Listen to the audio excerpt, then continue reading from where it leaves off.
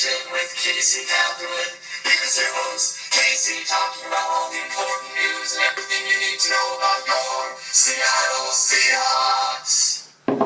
All right. Thank you, everybody, so much. Here we are. I can't believe that I'm sitting here in this moment with you right now, but tomorrow afternoon, our Seattle Seahawks are playing in Super Bowl 48, and I can't believe it. I can't eat, I can't sleep, I can't talk, I can't breathe, I can't do anything without thinking about what it means if we win this game tomorrow. My friends, this isn't 1995 Seattle Mariners, 97 Seattle Sonics, or 2005 Seahawks. This is the biggest game of any of our lives as Seattle sports fans. There's no bigger stage, no bigger moment, and I just believe that these boys are not going to shy away from it tomorrow, and it's huge. It's tremendous. Let's just get right into a Hawk Talk. I'm so glad you're all here listening. Whew, okay, let's talk about the 49ers game a little bit, the NFC Championship game. 2 weeks ago now, we've been dealing with all the media day hype, all the Super Bowl bye week. Oh, it just cuts you. But the 49ers game 2 weeks ago in Seattle, NFC Championship game, had to have been one of the coolest moments as a Seattle sports fan I've ever experienced in my 25 years of being a fan.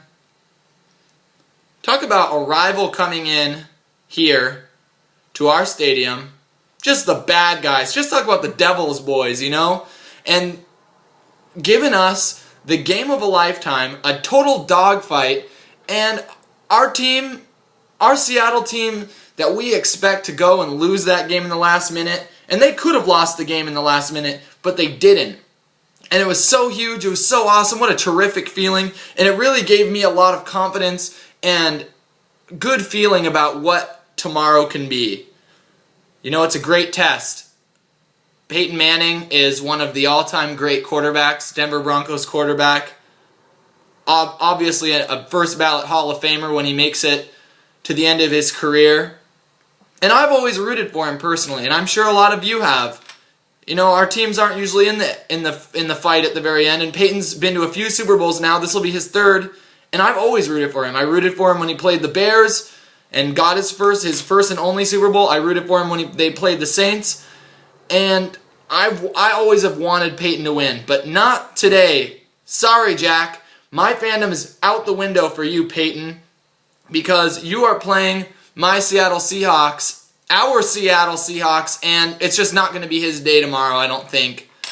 A lot of talk's been made about number one offense, number one defense. Denver's mighty record-setting group of elite wide receivers are facing off against that Legion of Boom Seahawks secondary. And it's true. It's going to be great matchups tomorrow. You got Demaryius Thomas, Wes Welker, Eric Decker. Three great guys that play wide receiver for the Denver Broncos, and Peyton knows how to utilize them. He's great at making reads. He's great at making pre-snap changes at the line of scrimmage to get those guys in the right position. And our Seahawks secondary, you know, you talk about the Legion of Boom, you talk about the Richard Sherman's, Byron Maxwell's, Earl Thomas, Cam Chancellor's, go down the list. And it's just going to be a great thing to see tomorrow. I just don't think with all the press coverage we play and the tight man coverage that you're going to see Peyton Manning just carve the Seahawks up like a Thanksgiving turkey tomorrow. I just don't see it. A lot of talk's been made about Julius Thomas, how this is a very good tight end for the Denver Broncos, former basketball player at Portland State University, so he's kind of a hometown guy. How are we going to cover him? Well, my friends, I have a feeling we're going to cover him the exact same way that we shut down Jimmy Graham and Vernon Davis, two tight ends we've played in the playoffs so far, and in my opinion are better players than old Orange Julius Thomas. At the end of the day, Denver just hasn't played a defense like us. Every big option that they have, everything that people are saying that Denver's offense has going for them, I feel like the Seahawks have an answer for, and what we usually find is when the number one offense plays the number one defense, defense tends to win out. I just feel like it's going to play out the same way tomorrow. So that brings us to the other side of the ball. Number one offense, number one defense. Let's say they nullify each other. Denver's good for 20 points on offense. So then you go to the Seahawks offense versus Denver's defense. Let's talk a little bit about Marshawn Lynch.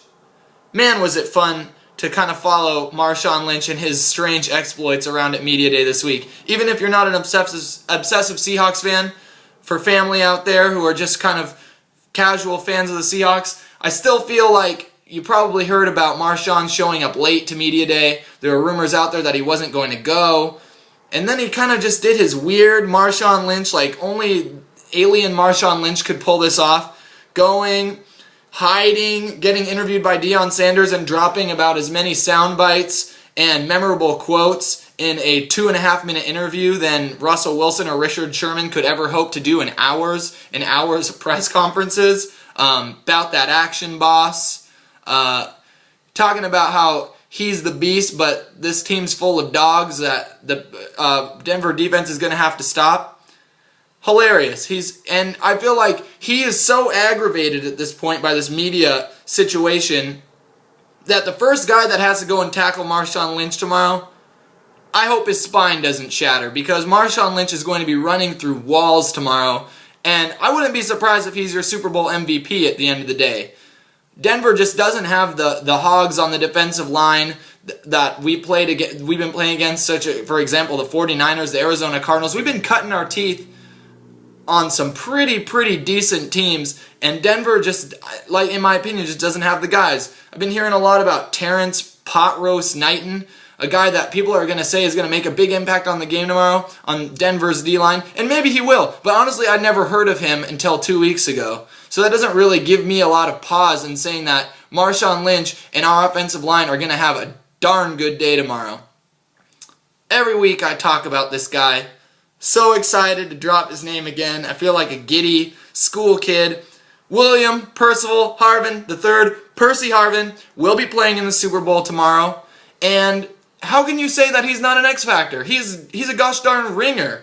You talk about the guy that shows up at the ball yard that you don't really know that well, and all of a sudden he's draining threes, three-point shots, falling off the sidelines, spinning through guys. That's Percy Harvin. He is an absolute game wrecker, and Denver has 28 plays of snaps or offensive plays to study on Percy.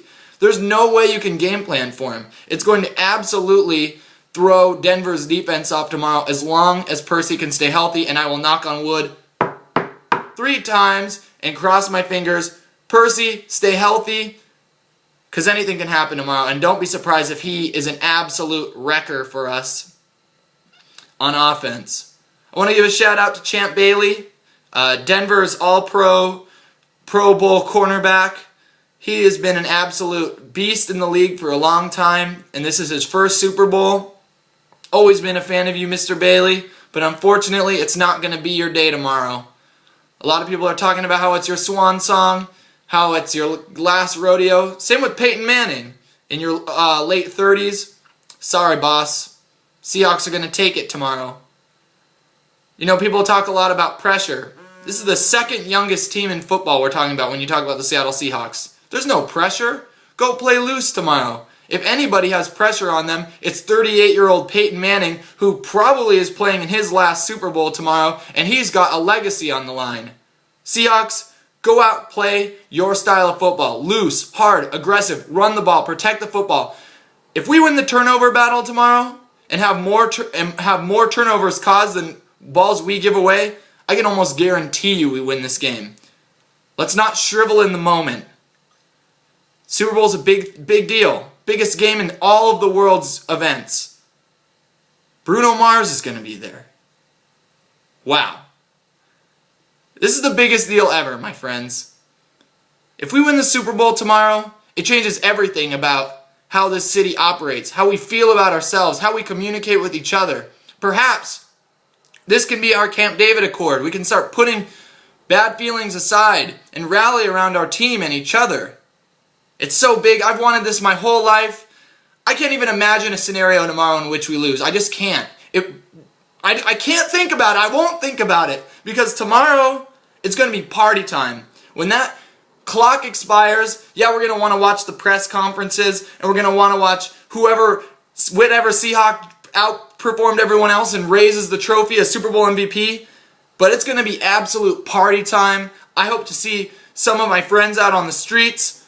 Don't anybody drive a car tomorrow, because people are going to be not in their best form, but ultimately in their absolute best form, because the Seahawks are going to win the game tomorrow 24-20 and win Super Bowl 48, our first NFL championship, and basically the first Seattle major sports championship in a lot of our lifetimes. I can't wait to see you all at the parade. I cannot wait to do a celebration Hawk Talk after the game, perhaps with a big cigar in my mouth. I do not smoke cigars, but perhaps I'll light one up, cough on it a little bit, and continue with my partying. Either way, I love all you guys. Thank you so much for supporting Hawk Talk over the years. I hope I haven't let you down. And go Seahawks. Wow. Good night, everyone.